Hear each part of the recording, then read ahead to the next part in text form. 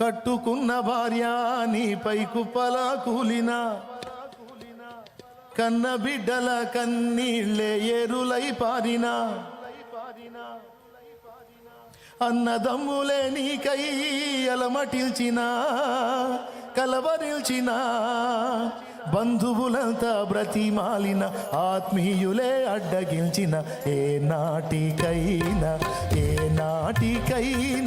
నీ కాయము మాయమగుటే కాయము. ఈ నాటికైనా యేసయ్యను చేరుకొనుటే న్యాయము.